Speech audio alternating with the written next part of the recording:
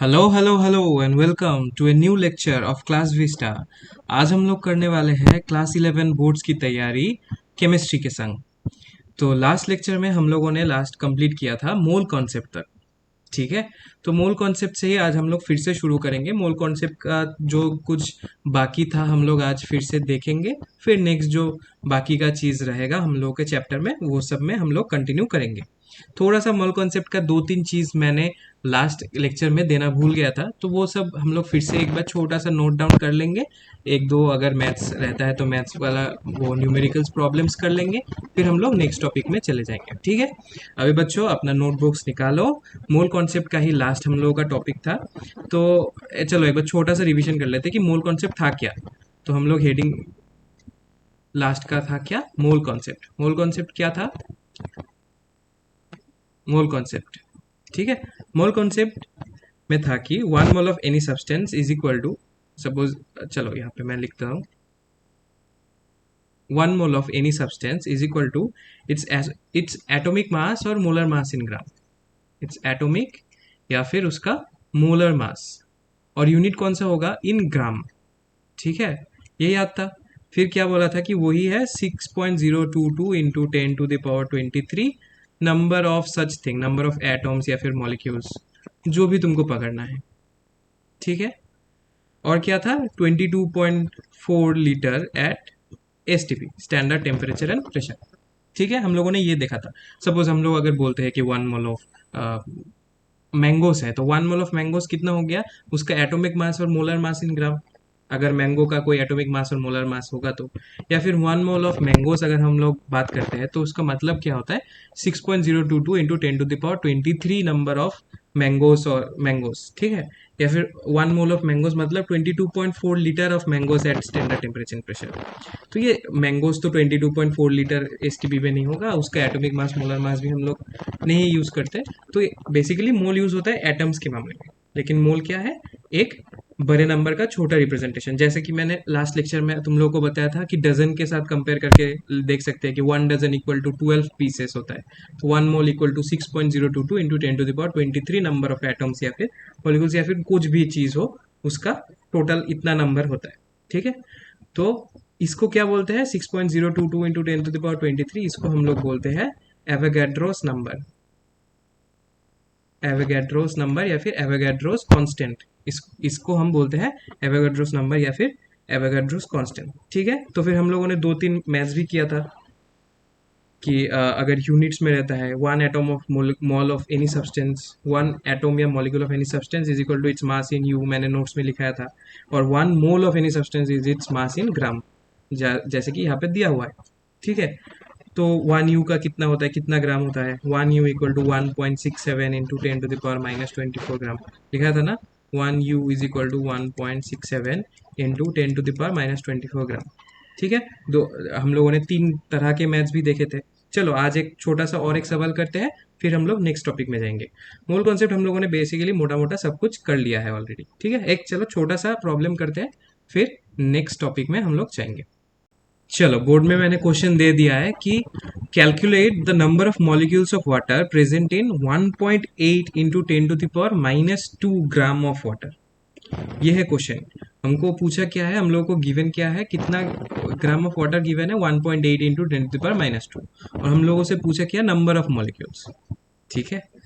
अभी हम लोग करते हैं। ठीक है। क्या करेंगे कि ऐसा समझ लो कि वन मोल का मतलब क्या है? उसका एटॉमिक मास। ठीक है। मतलब वन मोल ऑफ वाटर अगर हम लोग पकड़ेंगे, वन मोल ऑफ H2O कितना होगा? Atomic mass of H2O।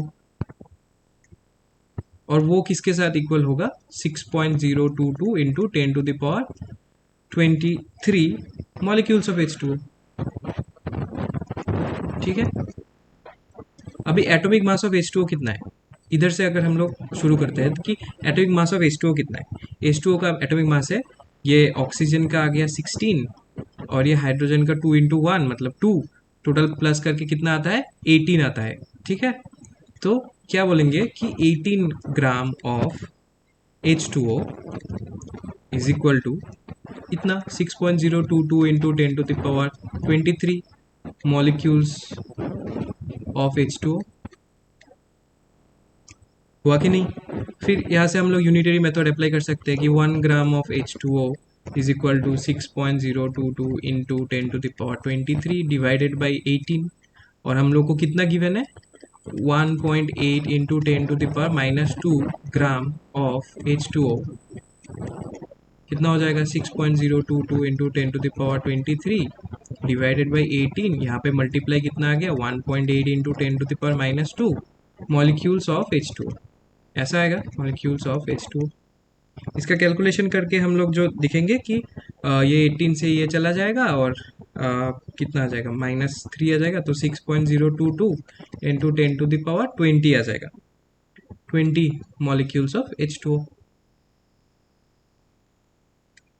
समझ आया कि मोल कॉन्सेप्ट का यूज करके हम लोग कैसे निकाल सकते हैं कि नंबर ऑफ मॉलिक्यूल्स कितना है, ऐसे निकाल सकते हैं। पहले एटॉमिक मास के साथ वो कितना मॉलिक्यूल्स, वो एवोगाड्रोस नंबर को कांस्टेंट मान लेंगे और फिर यूनिटरी मेथड अप्लाई कर देंगे, जितना गिवन है उसके साथ अनुपात में उसका नंबर इनटू मल्टीप्लाई डिवाइड करके, जो फॉर्मूला है बेसिकली यूनिटरी मेथड का, वो अप्लाई करके हम लोग निकाल सकते हैं। चलो ये भी एक छोटा सा प्रॉब्लम हो गया। ऐसे टाइप के ही प्रॉब्लम्स आएंगे बोर्ड्स में। जब तुम आईआईटी मतलब जेईई का प्रिपेयर कर रहे हो, अगर नीट का प्रिपेयर कर रहे हो, तो थोड़ा सा इससे मुश्किल सवाल आएंगे, लेकिन बेसिकली कंसेप्ट सब यही रहेगा जो बोर्ड्स में कंसेप्ट अप्लाई होता है, क्योंकि वो भी तो एनसीईआरटी के बुक से ही तो क्वेश्चन प्रिपेयर करते हैं ना। जो नीट और जेईई का सिलेबस होता है वो भी तो एनसीईआरटी बुक से ही फॉलो करते हैं। तो क्वेश्चन का लेवल थोड़ा हार्ड हो सकता है, थोड़ा क्वेश्चन घुमा के दे सकता है, लेकिन कंसेप्ट वही लगेगा कि कितना नंबर है, एवोगाड्रोस कांस्टेंट के साथ कितना इक्वल होगा उसका एटॉमिक मास, और कितना अगर वॉल्यूम का टर्म्स आ गया तो 22.4 लीटर आगे जाएगा। ठीक है, तो ऐसे ही क्वेश्चन आएंगे। वो जो आईआईटी जेई के वाले सवाल भी जो होंगे वो हम लोग फिर से सेपरेट करके एक लेक्चर में करेंगे। अभी सिर्फ जो चैप्टर को समझना है, चैप्टर के कंसेप्ट को समझना है, तो इस वीडियो में सिर्फ वही रहेगा। ठीक है, प्रॉब्लम्स का तो अलग ही वीडियो मैंने बोल दिया था, वो लास्ट वाले लेक्चर में, लेक्चर नंबर 2 में मैंने बोल दिया कि था कि प्रॉब्लम्स का सेपरेट वीडियो होगा। आज भी मैं बोल रहा हूँ कि प्रॉब्लम्स का सेपरेट ही वीडियो होगा। ये सिर्फ मैं सिर्फ समझाने के लिए, थोड़ा तुम लोगों का जो चमके दिमाग में कि एक्चुअली में होता क्या है, इसलिए मैंने ये सब करा, ये सब इसलिए कराया है मैंने। ठीक है, चलो अभी नेक्स्ट टॉपिक की ओर बढ़ते हैं। चलो अभी लिमिटिंग रिएजेंट क्या है समझते हैं। ठीक है, लिमिटिंग रिएजेंट का डेफिनेशन मैंने ऑलरेडी बोर्ड पे लिखा हुआ है कि लिमिटिंग रिएजेंट क्या है, the reagent which is completely used in a reaction and determines the amount of product formed। ठीक है, मतलब एक रिएक्शन में एक से ज्यादा ही रिएजेंट यूज होगा। सो सपोज मान लो अगर दो रिएजेंट यूज हो रहा है, एक सिंपल सा रिएक्शन है, ए और बी को मिला के हम लोग ए बी प्रोडक्ट मिल रहा है। ठीक है, तो उसमें अगर दो रिएजेंट यूज हो रहा है ए और बी, उसमें से जो जो भी रिएजेंट मतलब कंप्लीटली यूज्ड अप हो जाएगा। ठीक है, और जो जो मतलब कंप्लीटली यूज्ड अप हो जाएगा उसी को हम लोग बोलेंगे लिमिटिंग रिएजेंट। और लिमिटिंग रिएजेंट ही डिटरमाइन करेगा कि कितना प्रोडक्ट फॉर्म होगा। ठीक है, अगर तुम दोनों ही रिएजेंट को, सपोज कोई भी रिएजेंट मान लो, दो रिएजेंट अगर तुम मान लेते हो, अगर दोनों को तुम लोगों ने मिक्स मिक्स कर दिया और फिर वो केमिकल रिएक्शन करना शुरू हो गया, तो अगर ए का कंप्लीटली यूज होता है, सपोज दो पकड़ लेते हैं, अगर ए है और बी है और कुछ प्रोडक्ट फॉर्म हो रहा है ए बी, सपोज अगर ए सपोज है 10 और बी सपोज है 20, लेकिन रिएक्शन के लिए सिर्फ 10 ही चाहिए, मुझे सिर्फ 10 चाहिए। ठीक है, तो फिर यहाँ पे लिमिटिंग रिएजेंट कौन सा हो जाएगा, ए हो जाएगा, क्योंकि 10 में से 10 तो रिएक्ट करेगा और बी का भी 10 रिएक्ट करेगा। ठीक है, 10 और 10 रिएक्ट करेगा, लेकिन बी का कितना एक्सेस बच जाएगा, 10 बच जाएगा ना, तो बी हो गया एक्सेस रिएजेंट।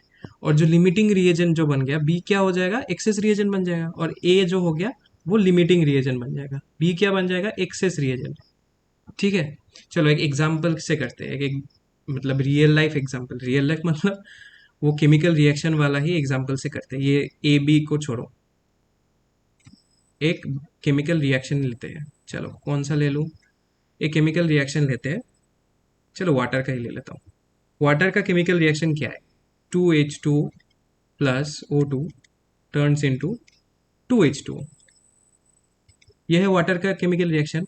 मतलब हर 2 मोल of H2O is required, 1 mole of oxygen is required and forms 2 mole of water। ठीक है, 2 मोल हाइड्रोजन चाहिए, 1 मोल ऑक्सीजन चाहिए, और ये दोनों मिक्स करके क्या बनता है, 2 मोल 2 मोल वाटर बनता है। ठीक है, चलो अभी मान लेते हैं अभी एक ऐसा सिनेरियो मान लेते हैं कि हमारे पास 2 मोल ऑफ H2O है और 2 मोल ऑफ ऑक्सीजन है। हम लोगों ने इक्वल पार्ट्स लिया है, 2 mole of H2O, 2 mole of oxygen ले लिया। ठीक है, H2 कितना है, सॉरी H2O नहीं, 2 मोल ऑफ H2 ले लिया, 2 मोल ऑफ O2 ले लिया। अभी इसमें से बोलो कि लिमिटिंग रिएजेंट कौन सा होगा, H होगा या फिर O2 होगा। एक्चुअली में इसमें होगा क्या, H। ठीक है, हाइड्रोजन होगा लिमिटिंग रिएजेंट, क्योंकि ये रेशियो देखो 2 1 और कितना फॉर्म होता है 2।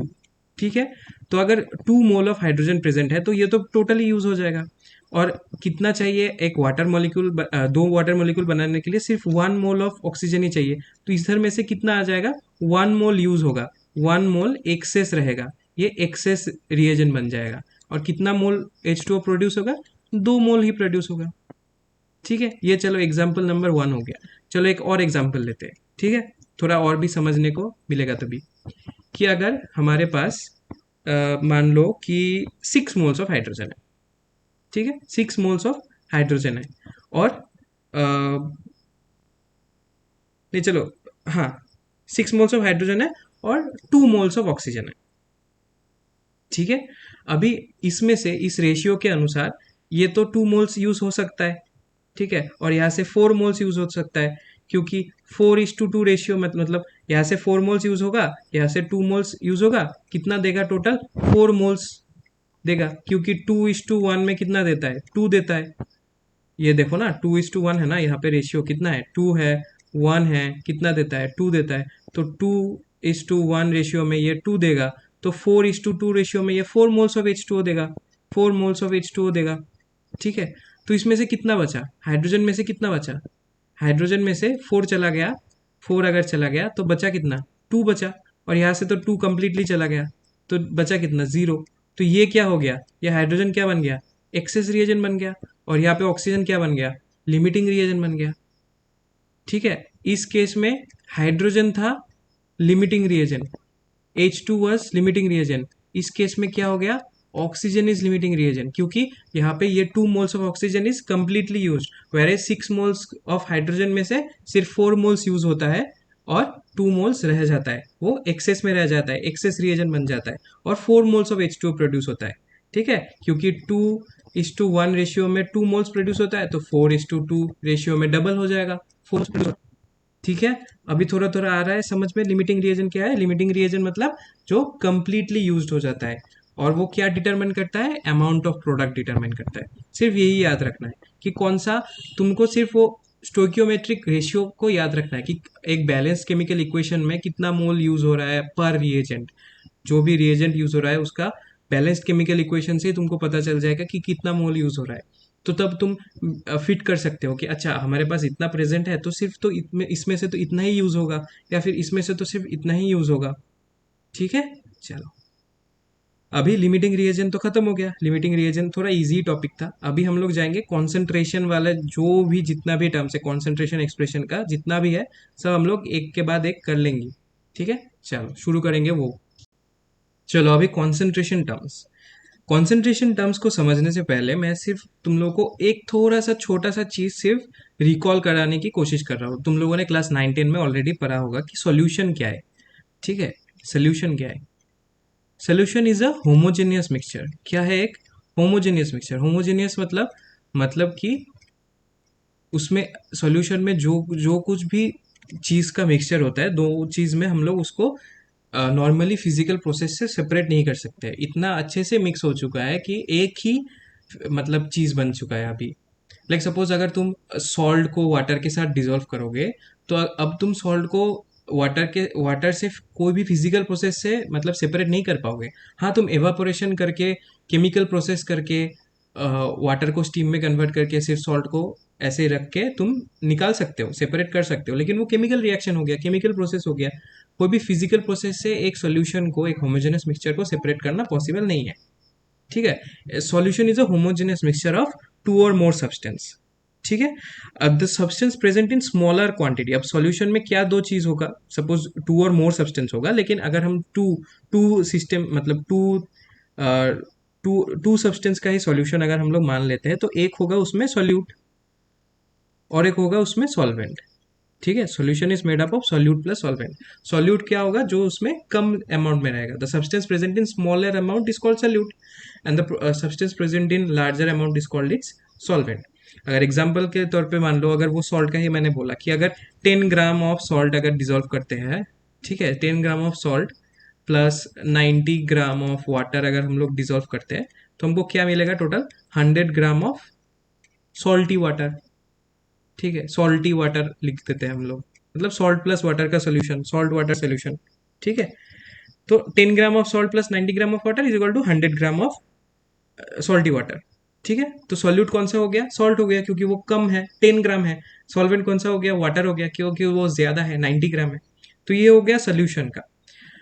तो अभी समझ में आ गया कि सोल्यूशन क्या है। अभी हम लोग सोल्यूशन के कॉन्सेंट्रेशन को ही हम लोग समझेंगे कि अगर यहाँ पे एक एक ग्लास में सपोज 90 ग्राम ऑफ वाटर है, 90 ग्राम H2O है, 90 ग्राम H2O है, और उसमें हम लोग देंगे 10 ग्राम ऑफ सॉल्ट। ठीक है, उसका कंसेंट्रेशन, और अगर इसमें सपोज 90 ग्राम ऑफ H2O ही है, सपोज 80 ग्राम ऑफ H2O है और उसमें 20 ग्राम ऑफ सॉल्ट देंगे, 20 ग्राम ऑफ सॉल्ट देंगे, तो उन दोनों में इसका एक कॉन्सेंट्रेशन होगा, इसका एक कॉन्सेंट्रेशन होगा, concentration of salt in water, इसका एक concentration of salt in water निकलेगा। इसका थोड़ा ज्यादा होगा सेकेंड सिस्टम का, फर्स्ट सिस्टम का थोड़ा कम होगा। क्यों होगा, उस कॉन्सेंट्रेशन को कैसे, कौन से टर्म्स में हम लोग एक्सप्रेस कर सकते हैं, वही सब हम लोग सीखेंगे कॉन्सेंट्रेशन टर्म्स में।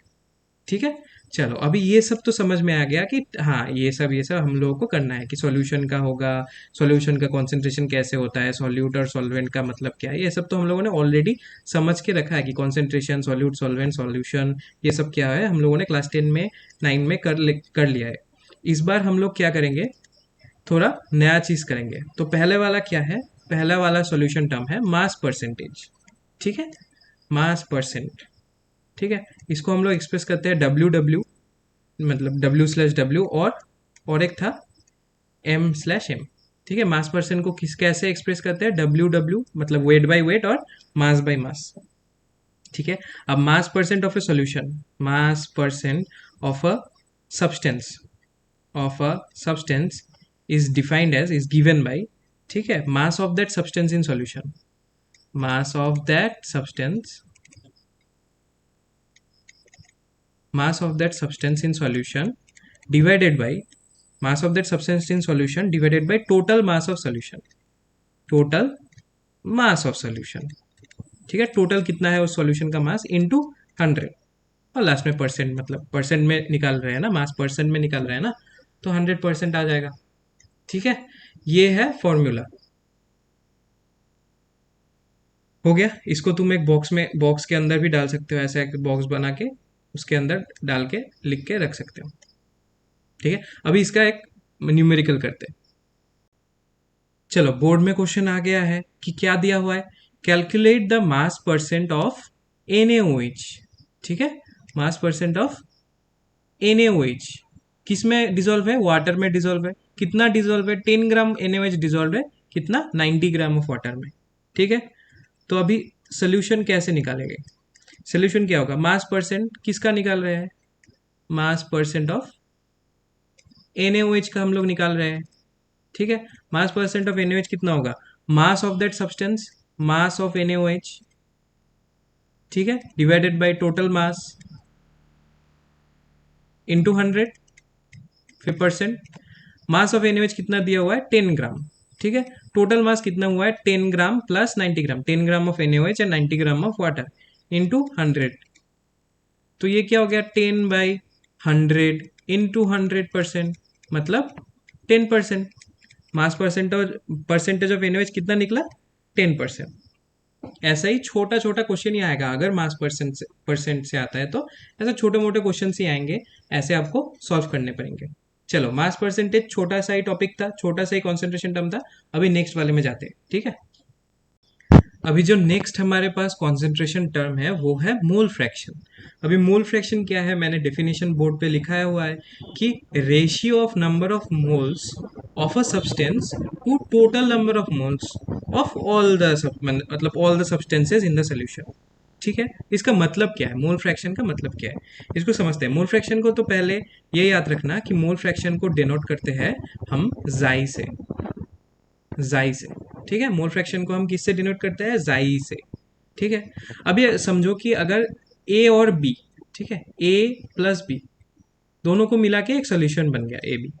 ठीक है, तो इसमें अगर नंबर ऑफ मोल्स ऑफ ए को हम लोग डिनोट करते हैं एन ए से, और number of moles of B को हम लोग डिनोट करते हैं एन बी से, तो फिर हमको क्या निकालना है, mole fraction is the ratio of number of moles of a substance. Suppose हमको अगर मोल फ्रैक्शन ऑफ ए निकालना है, मोल फ्रैक्शन ऑफ ए निकालना है, तो हम लोग क्या लिखेंगे, जाई ऑफ ए।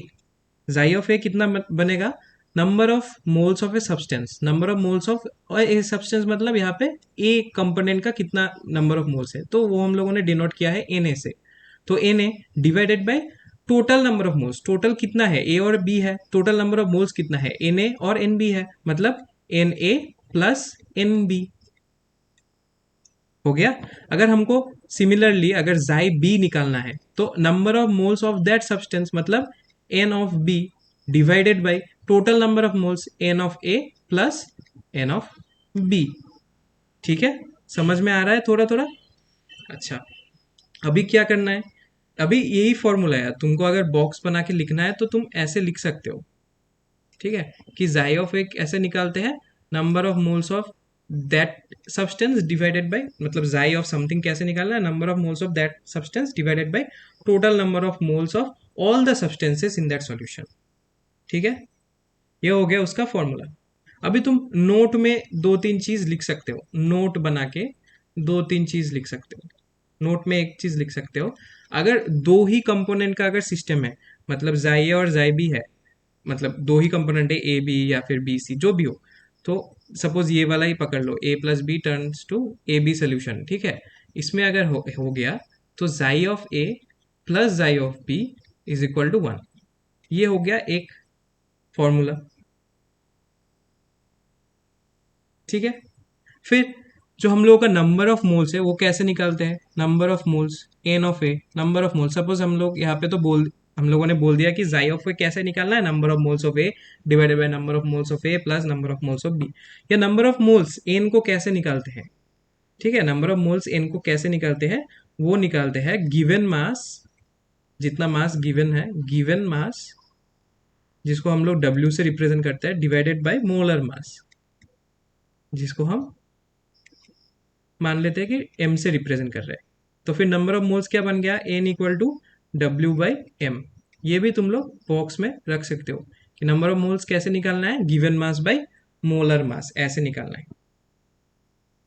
ठीक है, चलो एक छोटा सा क्वेश्चन करते हैं तो और भी कॉन्सेप्ट क्लियर हो जाएगा कि मोल फ्रैक्शन क्या है। सिर्फ ये याद रखना है, मोल फ्रैक्शन क्या है, number of moles of substance, जो भी सब्सटेंस है, divided by total number of moles of all the substances in that system. ठीक है, और नंबर ऑफ मोल्स कैसे निकालना है, गिवन मास बाय मोलर मास। ठीक है, चलो बोर्ड पे क्वेश्चन आ गया है कि calculate the mole fraction of NaOH इन विच, एक ऐसा सॉल्यूशन है जहां पे हम लोग को किसका मोल फ्रैक्शन निकालना है, NaOH का मोल फ्रैक्शन निकालना है, इन विच 10 gram of NaOH is dissolved in 90 gram of water. कैसे करेंगे सोल्यूशन, सोल्यूशन ऐसे करेंगे कि पहले तो नंबर ऑफ मोल्स क्या है वो निकाल लेंगे। नंबर ऑफ मोल्स क्या है हम लोगों को पता है, number of moles is equal to given mass by molar mass. और मोल फ्रैक्शन का क्या फॉर्मूला है, जाई ऑफ किसका निकालना है, NaOH का निकालना है, तो जाई ऑफ NaOH कितना हो जाएगा, n of NaOH divided by, दो ही कंपोनेंट है, एक है NaOH और एक है वाटर एन ऑफ H2O।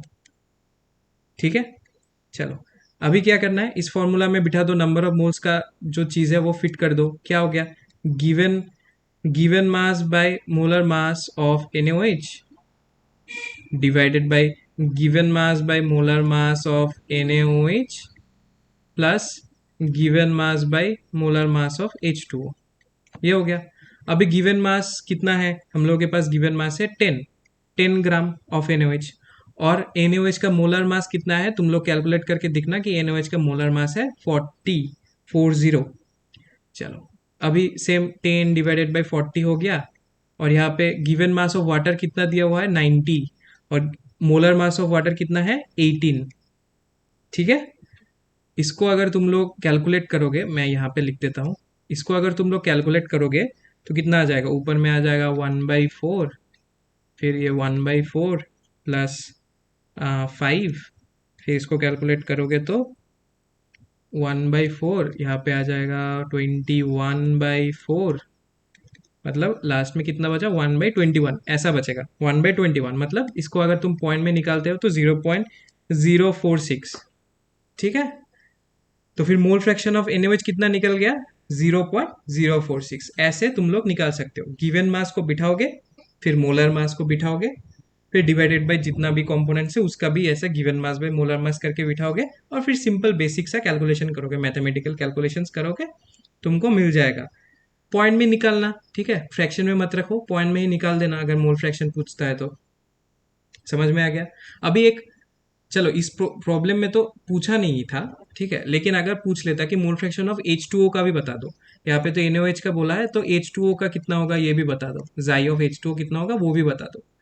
तो इसका भी तुम ऐसे पहले से निकाल सकते हो, जाई of H2O equal to n of H2O, ऐसे निकाल सकते हो। जाई ऑफ H2O तुम लोग कैसे निकालोगे कि n of H2O divided by n of H2O plus और एक कंपोनेंट था एन ऑफ NaOH, फिर वो given mass by molar mass बिठाओगे वगैरह वगैरह करोगे, फिर से लंबा लेंदी कैलकुलेशन हो जाएगा। उसके उससे भी बढ़िया एक ट्रिक है, अगर तुम एक एक निकाल लिया, ठीक है, एक का तो तुमने निकाल दिया, NaOH का तो तुमने निकाल दिया, और यहाँ पे दो ही कंपोनेंट है, तो फिर मैंने नोट वन में क्या लिखाया था, नोट वन में क्या लिखाया था कि दो अगर कंपोनेंट होता है तो जाई जाई of NaOH plus chi of H2O कितना हो जाएगा, इक्वल टू हो जाएगा 1, ठीक है। तो फिर इसको इतना बड़ा लंबा कैलकुलेशन करने की जरूरत ही नहीं है, जाई ऑफ NaOH हमको पता है 0.046 प्लस जाई ऑफ H2O कितना है इक्वल टू 1, तो फिर जाई ऑफ H2O कितना हो जाएगा 1 माइनस 0.046 इज इक्वल टू 0.954, कितना आ जाएगा। तो जाई ऑफ H2O कितना निकल गया 0.954, और जाई ऑफ NaOH कितना निकला, NaOH निकला 0.046, ठीक है। ऐसे ही मोल फ्रैक्शन का भी इजी इजी मैथ से आता है, बहुत ही इजी इजी मैथ से, सिर्फ गिवन मास बाय मोलर मास करके निकाल दो, मैथमेटिकल फॉर्मूलाज यूज कर लो, वो प्रॉब्लम को सिर्फ सॉल्व कर दो, ऊपर नीचे कर दो फ्रैक्शन को, मिल जाएगा तुमको, ठीक है। इजी ये होता है ये सब क्वेश्चन। अभी हम चलेंगे नेक्स्ट कॉन्सेंट्रेशन टर्म्स की तरफ। अभी नेक्स्ट आ गया कॉन्सेंट्रेशन टर्म्स में मोलारिटी। मोलारिटी को हम लोग रिप्रेजेंट करते हैं कैपिटल एम से। अब ये कैपिटल एम को मोलर मास के साथ कंफ्यूज मत कर देना, ठीक है। अभी मोलारिटी का डेफिनेशन क्या दिया हुआ है कि number of moles of solute, number of moles of solute present in 1 litre of solution, ठीक है। मैथमेटिकली अगर हम लोग इसको रिप्रेजेंट करेंगे तो capital M molarity is equal to number of moles of solute, number of moles of solute divided by volume of solution, volume of solution. ये volume of solution किस में रहेगा, इन लीटर में रहेगा, ठीक है, क्योंकि 1 लीटर में दिया हुआ है ना, इन लीटर में रहेगा। लेकिन ये जो मोलारिटी का जो फॉर्मूला है, ये बेसिकली वो मैथमेटिकल रिप्रेजेंटेशन ही तक ही सीमित है। मतलब ये मोलारिटी का जो डेफिनेशन है ये मैथमेटिकली इससे ही रिप्रेजेंट कर सकते हैं हम लोग, लेकिन जब हम लोग प्रॉब्लम्स को सॉल्व करेंगे तब हम लोग एक अलग ही फॉर्मूला यूज करेंगे, ठीक है। तो एक वर्किंग फॉर्मूला आ जाता है, मोलारिटी का एक वर्किंग फॉर्मूला आ जाता है जिससे कि न्यूमेरिकल सॉल्व होगा। तो ये वर्किंग फॉर्मूला क्या हो गया, वर्किंग फॉर्मूला आ गया molarity M, capital M is equal to given mass of solute, ठीक है, गिवन मास ऑफ सॉल्यूट, कितना मास दिया हुआ है इनटू 1000। अभी गिवन मास ऑफ सॉल्यूट को हम लोग डिनोट करते हैं, चलो W से डिनोट करते हैं, into 1000 divided by molar mass, molar mass of solute का नहीं, अभी मोलर मास ऑफ सॉल्यूशन, ठीक है। Given mass of solute, molar mass of solution, इसको हम लोग से चलो रिप्रेजेंट करते हैं, मोलर मास, क्योंकि अगर m से रिप्रेजेंट कर दिया तो तुम मोलारिटी के साथ कंफ्यूज कर दोगे, into volume of solution, into volume of solution, but this time it is not in litre, in millilitre ml, इसलिए ml के वजह से ऊपर में ये 1000 आ गया, ठीक है। इसको छोटा करके अगर लिखेंगे तो capital M is equal to W by MM into 1000/वॉल्यूम, ठीक है, वॉल्यूम इन ml, ठीक है, ये आ जाएगा। तो तुम इसको बॉक्स के अंदर डाल सकते हो कि ये हो गया तुम्हारा वर्किंग फॉर्मूला, जिससे कि तुम्हारा न्यूमेरिकल सॉल्व होगा। चलो, मोलारिटी अभी समझ में आ गया कि m is equal to molarity, capital M is equal to given mass by molar mass into 1000/वॉल्यूम, वॉल्यूम इन मिलीलीटर। इससे एक प्रॉब्लम करते हैं, तो कैसे करते हैं प्रॉब्लम को, एक न्यूमेरिकल अगर हम लोग सॉल्व करेंगे तो और भी क्लियर आ जाएगा कि मोलारिटी के प्रॉब्लम्स को कैसे सॉल्व करते हैं, कैसे हैंडल करते हैं। चलो नेक्स्ट प्रॉब्लम देखते हैं मोलारिटी का एक। अभी चलो, मैंने वो ऑलमोस्ट सेम ही क्वेश्चन दिया है बाकी की तरह, कि यहाँ पे क्या कैलकुलेट करना है, मोलारिटी कैपिटल M ऑफ कितना NaOH का, कैसे, कितना NaOH है, 10 ग्राम ऑफ NaOH है, कितना सोल्यूशन में 250 ml ऑफ सोल्यूशन, सब मैंने दे दिया है। तो फिर सोल्यूशन कैसे करना है, सोल्यूशन कैसे करना है, यहाँ पे क्या गिवन है, W गिवन है, कितना है, 10 ग्राम है W। मोलर मास किसका है, सोल्यूशन का, किसके साथ है, NaOH के साथ है, NaOH का मोलर मास कितना है, 40, ठीक है, 40, फिर मतलब ग्राम पर मोल, यूनिट लिख देना, 40 ग्राम पर मोल। वॉल्यूम कितना दिया हुआ है सॉल्यूशन का, वॉल्यूम दिया हुआ है 250 ml, ठीक है। तो फिर मोलारिटी कैसे निकालना है, कैपिटल M कैसे निकालना है, given mass by molar mass into 1000/वॉल्यूम। गिवन मास कितना हुआ है 10, यहाँ पे कितना आएगा 40 into 1000 divided by 250, cancel out कर दो, कितना आ जाएगा 4, यहाँ से 0 चला गया, ये चला, ये चला, ये गया, ये गया, यहाँ से गया 20, कितना है 2.5, 2.5 आ गया यहाँ पे 25 है, 1 आ जाएगा, 1m आ जाएगा। तो फिर इसका मोलरिटी कितना हो गया, इसका मोलरिटी कितना आ गया, molarity is equal to 1m यहाँ पे, ठीक है। मतलब 10 ग्राम NaOH को अगर हम लोग 250 ml सोल्यूशन में निकालेंगे तो 1 मोलर सोल्यूशन हमको मिल जाएगा, 1 मोलरिटी का NaOH का सोल्यूशन हमको मिल जाएगा। तो यहाँ पे मोलरिटी कैलकुलेट करके कितना निकला, निकला 1 मोलर, 1 मोलरिटी, ठीक है। चलो अभी मोलरिटी का ऐसे ही सॉल्व करेंगे, वो जो वर्किंग फॉर्मूला है उसको याद करने की कोशिश कर लो, या फिर प्रैक्टिस करते करते खुद ब खुद ही याद आ जाएगा कि given mass by molar mass into 1000/वॉल्यूम of solution in ml, in ml में होगा तभी ये एप्लीकेबल है, अगर लीटर में होगा तो ऊपर वाला जो बेसिक फॉर्मूला है उसमें बिठा के भी हम लोग कर सकते हैं, ठीक है। चलो अभी नेक्स्ट देखते हैं कॉन्सेंट्रेशन टर्म कौन सा है। अभी नेक्स्ट जो हमारे पास कॉन्सेंट्रेशन टर्म्स आता है वो है मोलालिटी। मोलालिटी को हम लोग कौन सी चीज से रिप्रेजेंट करते हैं, स्मॉल m से। मोलैरिटी, रिटी, RITY, इसको हम लोग रिप्रेजेंट करते हैं कैपिटल M से। और लिटी, लिटी LITY को हम लोग रिप्रेजेंट करते हैं स्मॉल m से। Molality, molarity. अभी मोलैरिटी का डेफिनेशन क्या था, जो हम लोगों ने थोड़ी देर पहले सीखा था, कि number of moles of solute dissolved in 1 litre of solution, ठीक है, 1 लीटर ऑफ किसका, सॉल्यूशन का, ठीक है। अभी मोलालिटी जो अब हम लोग अभी सीखेंगे वो क्या है, number of moles of solute dissolved in 1 kg of solvent. समझ में आ रहा है कैसे चेंज हो गया, वो 1 लीटर ऑफ सॉल्यूशन था, अभी आया है 1 kg of solvent, not the whole solution, 1 kg of solvent, ठीक है। वो कितना प्रेजेंट है टोटल 1 लीटर ऑफ सोल्यूशन में, और इसका मतलब क्या है, वो था मतलब मोलारिटी का मतलब था क्या, वो कितना मोल्स ऑफ सोल्यूट प्रेजेंट है 1 लीटर ऑफ द सोल्यूशन में। और मोलालिटी का मतलब है कितना मोल्स ऑफ सोल्यूट प्रेजेंट है अगर हम लोग डिसॉल्व करेंगे उसको 1 kg ऑफ सॉल्वेंट में, ठीक है। अभी मोलालिटी को मैथमेटिकल टर्म्स में डिफाइन करते हैं, small m is equal to number of moles of, number of moles of solute, SOLUT, number of moles of solute divided by mass of solvent, number of moles of solute divided by mass of solvent, ठीक है। इन किस में, इन KG में, उसमें क्या था in litre में, अभी इसमें कितना है इन केजी, उसमें था टोटल वॉल्यूम ऑफ सोल्यूशन, इसमें क्या है मास ऑफ सॉल्वेंट, ठीक है। अभी ये वर्किंग फॉर्मूला नहीं है, ठीक है, जहां उसमें भी देखा था तुम लोगों ने मोलारिटी में कि वर्किंग फॉर्मूला थोड़ा अलग था, जो मैथमेटिकल आइडेंटिटी का डेफिनेशन था वो थोड़ा अलग है। अभी मोलारिटी का वर्किंग फॉर्मूला हम लोग देखेंगे। चलो अभी लिखेंगे वर्किंग फॉर्मूला। वर्किंग फॉर्मूला क्या है, वर्किंग फॉर्मूला है small m is equal to, थोड़ा ऊपर लिखते हैं, small m is equal to given mass, जितना मास गिवन है ऑफ सॉल्यूट, उसको हम लोग कैसे डिफाइन करेंगे, W2 से, ठीक है, into 1000 divided by molar mass of solute, molar mass of solute मतलब M2 into mass of solvent, mass of solvent in grams, mass of solvent in grams.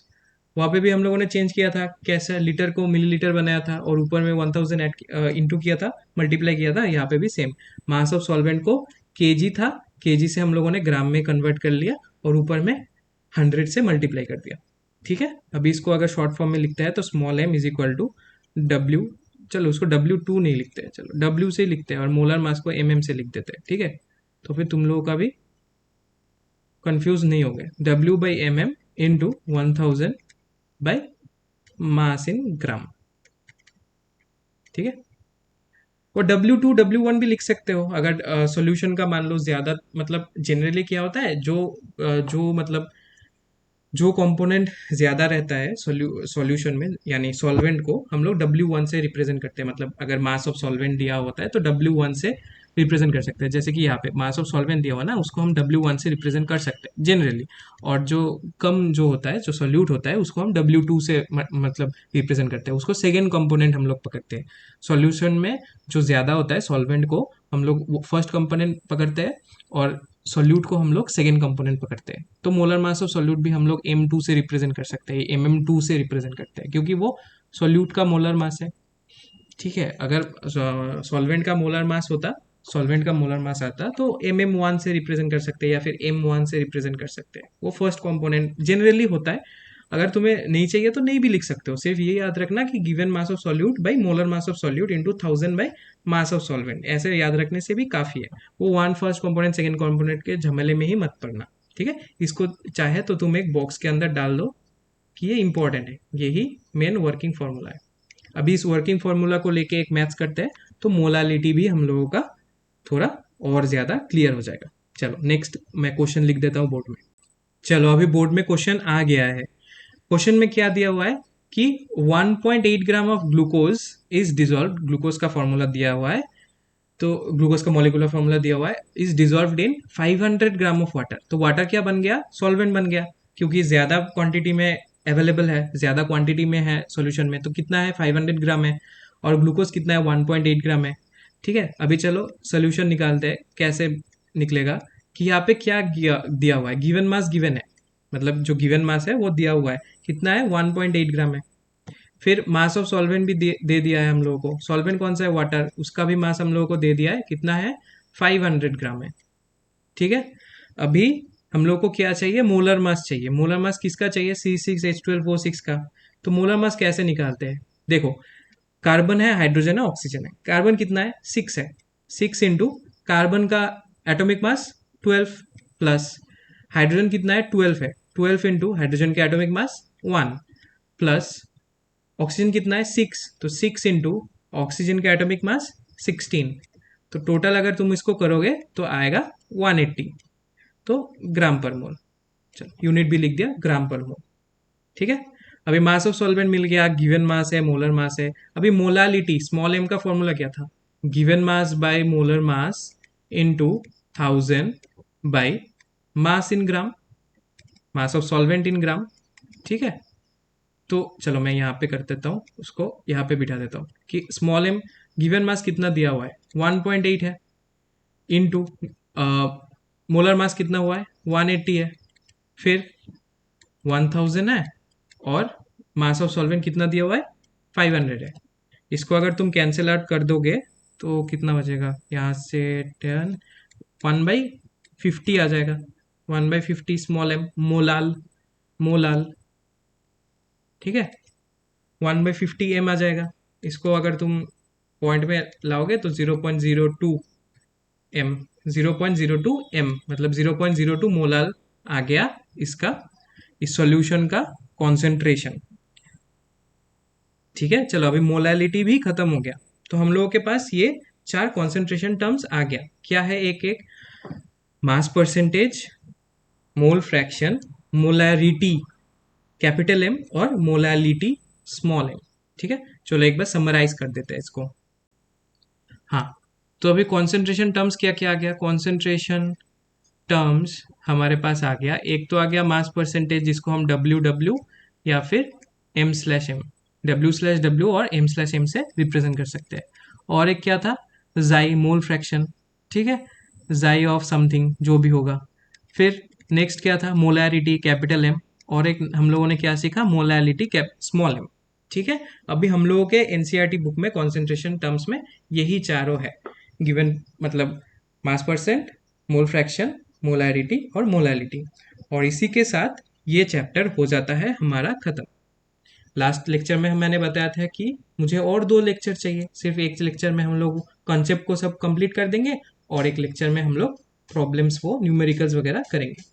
ठीक है, अभी आप लोगों का एक ही काम होगा कि आप लोग मुझे कमेंट सेक्शन में बता दीजिए कि अभी अभी आप लोगों को प्रॉब्लम्स ही चाहिए, मतलब नेक्स्ट लेक्चर क्या मैं प्रॉब्लम्स का ही रख दूं या फिर नेक्स्ट लेक्चर में एक और चैप्टर समझा दूं और प्रॉब्लम्स वगैरह न्यूमेरिकल्स वगैरह बाद में करा दूं। जो भी आपके लिए इजी होगा मैं वही डाल दूंगा। ठीक है, तो चलो ये चैप्टर हुआ खत्म। अभी के लिए आप लोग पढ़ते रहो। आशा करता हूँ कि आप लोगों ने नोट्स बना लिया है। अगर आप लोगों ने नोट्स नहीं बनाया तो पीछे जाओ, वीडियो में पॉज करो, नोट्स बना लो। न्यूमेरिकल्स जो जो मैंने अभी अभी कराया है लेक्चर के दौरान वो सब भी नोट डाउन कर लो, क्योंकि वो भी इंपॉर्टेंट आ जाएगा रिवीजन के टाइम में। आप लोग एक बार देखने से ही, वो न्यूमेरिकल्स देखने से ही आपको पता चल जाएगा कि कैसे वो फॉर्मूलाज अप्लाई होते हैं। ठीक है, अभी के लिए ये चैप्टर हो गया खत्म। ये लेक्चर के साथ ये चैप्टर हम लोग करते हैं खत्म। सिर्फ प्रॉब्लम्स वो न्यूमेरिकल्स वाला अलग से जो आ जाएगा। ठीक है, चलो अभी आप लोग पढ़ते रहो। इस वीडियो को लाइक कमेंट, जो जो भी प्रॉब्लम्स आ जाए वो कमेंट सेक्शन में डाल दो। मैं इस वीडियोस का लेक्चर अगर का नोट्स अगर तुम लोगों को चाहिए तो मैं वो भी पीडीएफ फॉर्म में, उसका भी लिंक मैं दे दूंगा डिस्क्रिप्शन बॉक्स में या फिर पिन कमेंट में तुम लोगों को मिल जाएगा। अगर कुछ प्रॉब्लम्स आ रहा है तो वो भी डाल दो, मैं वो भी सॉल्व करके दे दूंगा। अगर सॉल्व किया जाता है कमेंट सेक्शन में तो वही मैं वहीं पे आप लोगों को समझा दूंगा। अगर नहीं होता है तो नेक्स्ट वीडियो में, नेक्स्ट क्लास के नेक्स्ट लेक्चर वाले वीडियो में वो सब मैं डिस्कस कर लूंगा। आपका सिर्फ काम यही है कि इस वीडियो को लाइक कर दो, अगर समझ आया तो वो भी कमेंट में कर दो कि हाँ सर समझ आ गया। ठीक है, और अगर तुम्हारे दोस्त वोस्त भी है तो शेयर कर दो उनके पास भी। अगर तुम्हारे दोस्त भी 11 में है या फिर छोटे भाई बहन भी अगर 11 में है, अगर तुम 12 के और तुम्हारे पास ये वीडियो सजेस्ट हुआ है और तुम्हारा छोटा भाई बहन 11 में है तो उनको पास भी ये भेज दो, ताकि उनको भी सहायता हो जाए। स्कूल में भी उन लोगों के टीचर वगैरह तो करा रहे हैं, लेकिन यहाँ पे अगर थोड़ा और भी एक्स्ट्रा अच्छे से समझ आ जाए तो क्या क्या खराबी है ना। चलो अभी के लिए हम लोग लेते हैं अलविदा। Thank you for joining this class. मिलते हैं नेक्स्ट लेक्चर में। चलो बाय बाय।